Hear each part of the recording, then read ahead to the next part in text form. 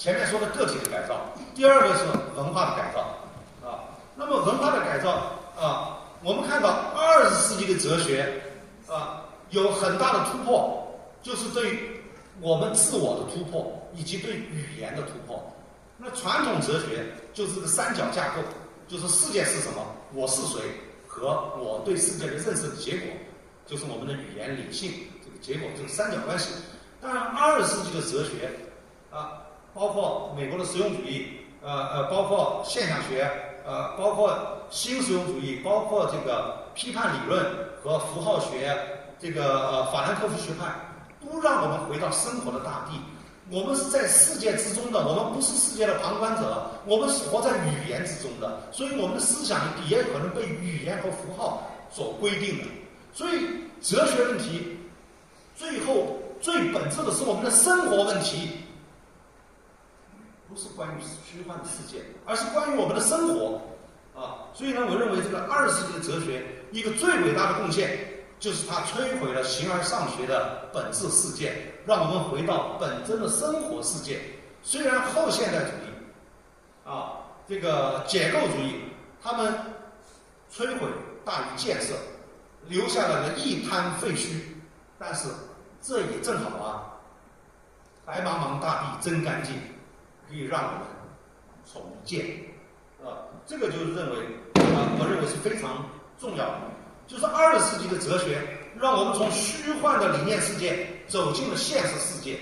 让我们从彼岸的天国回归此岸的今生今世，让我们从原子个人主义走向关系网络，构成相依为命的生命共同体。第四，让我们从绝对真理的那种盲目追求当中，回归我们共同体的共识。第五，让我们从个体的良知当中，要汇集出集体的公共意志，要把个人良知要变成社会的文化良知。这个正是20世纪哲学的贡献。那文化良知以后怎么办？一定要变成公共意志。什么是公共意志？就是卢梭所讲的公共意志。这个公共意志就是权力意志，这个是政府的权力意志，法的意志。如果我们的个体的善良意志 Goodwill 变成了社会文化的集体共识，它就可以变成法的意志，就变成立法的依据，立法的依据就可以改变我们的社会法律制度环境，从而影响到我们的个体。所以我们看到个体的善良意志变成社会共识，变成法的意志，变成社会权利和利益的分配关系，然后重新回到我们个体当中，那么我们就拥有一个美好的社会。所以社会改造是我们人性改造的起点，也是文明的核心任务和目标啊。所以我认为我们的人大代表、政协委员、我们的公务员群体、我们的这个专家学者、媒体人员，可以为我们这个社会改造能做的事情非常的多。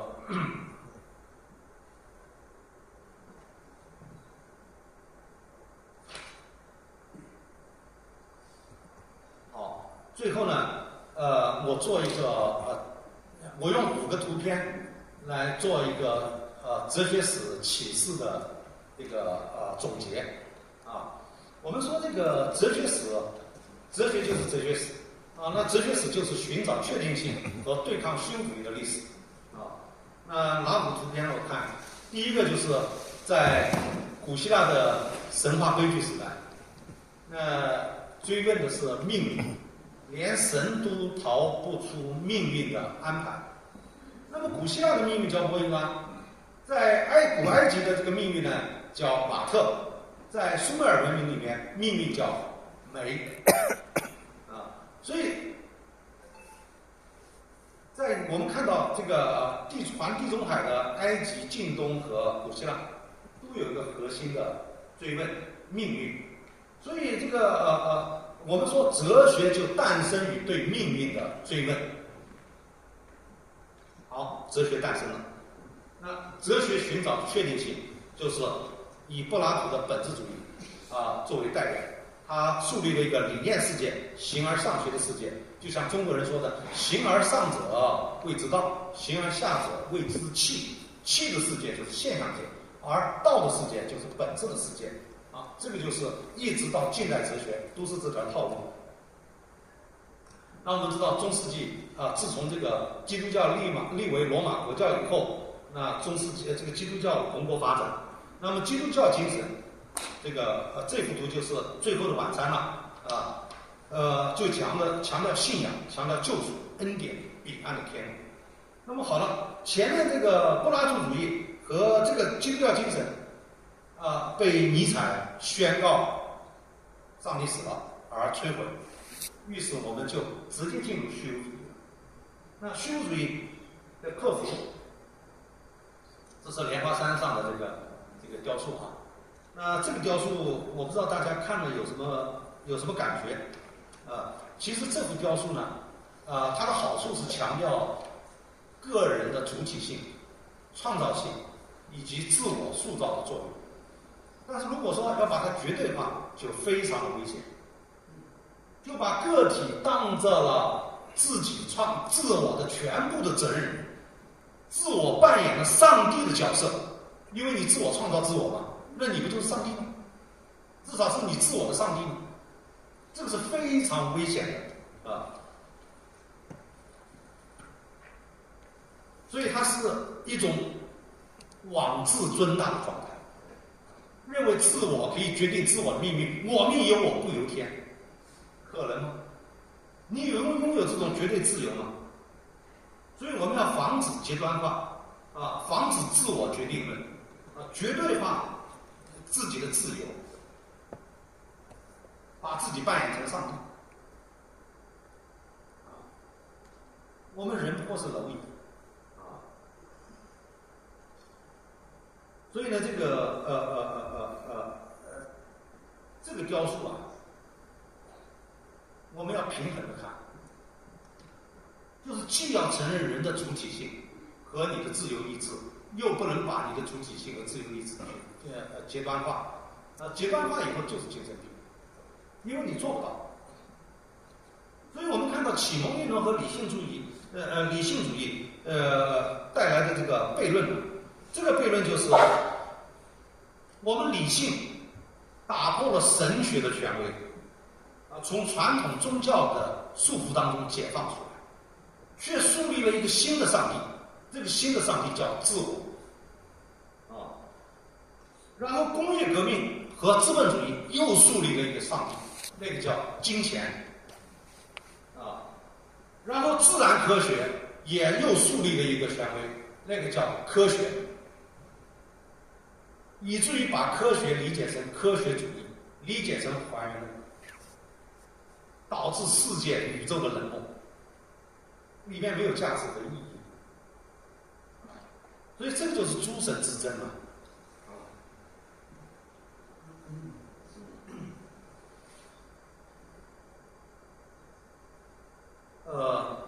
但是呢，我们是可以重构的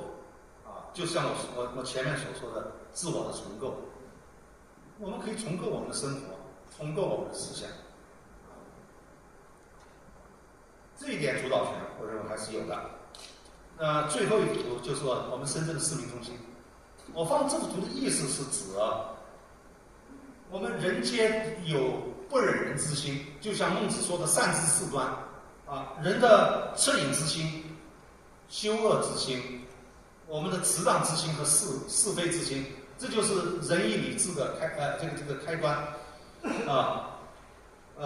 包括孔子说的仁后面讲的良知浩然之气，佛教讲的悲悯之心，每个人事实上是可以切实感受得到的。我们要把这种善良意志，就是康德所说的 Goodwill， 把这种 Goodwill 要变成文化共识，变成公共意志，叫 Common Will。Goodwill 要成为 Common Will， 然后要变成 The Will of the Law， 法的意志，然后来改变我们的社会。所以这里边的一个结构就是个体的良知 goodwill 变成社会文化的 common will， 然后变成这个 the will of the law， 变成法的意志，然后就可以落实到我们社会结构状态的改变上。就好像邓小平的改革开放，事实上是一种权力利益的重新分配，是对思想的一次解放，又是对社会束缚的打破。那么我们全中国就活跃起来啊。所以呢，某种意义上，我是康德的赞同者，就是赞同康德的Goodwill。我也赞同黑格尔的绝对精神，这个就是把 common will 变成 the will of the law， 它不就是绝对精神吗？然后我也赞同马克思的社会改革，我们一定要把 Goodwill 变成 common will， 变成 the will of the law， 然后进行社会改造。所以马克思说，以往的哲学家只是用不同的方式解释这个世界，而问题是在于改造这个世界。所以我认为思想家、哲学家他们的通病都是放大了思想的作用，而忽视了社会的改造。我们要用行动来改变世界，从而改变自我。那所以马克思说，无产阶级需要解放全人类，才能解放自己。那地藏王菩萨说，地狱不空，誓不成佛。那我觉得地藏王这句话我们要改一改，地狱不空，难以成佛。因为我们所有的人都是人类命运共同体，我们在一条船上的，别人不解放，你也难以解放。所以我们的解放，某种意义上是同步的。我们希望我们的每一个个体的common will，这个 goodwill 叫涓涓细流，汇聚成江海。所以，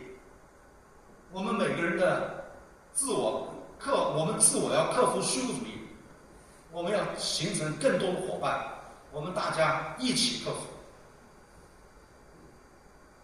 离群所居的自我拯救，死路一条。我们要团结更多的生命伙伴，建立更丰富的立体的社会关系，然后你我才有可能去改变我们的社会。就好像我们在座的可能有很多人大代表和政协委员，我们就是一种力量，我们可以把 common will 显示出来，变成 the will of the law， 然后改变我们的社会。所以社会改变和自我改变其实是一回事。好，谢谢大家。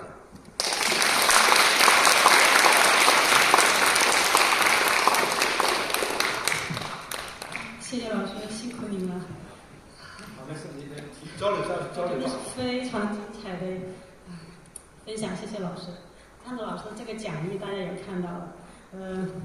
人们讲坛快300期了，我每场都在。我觉得可能这是迄今我见过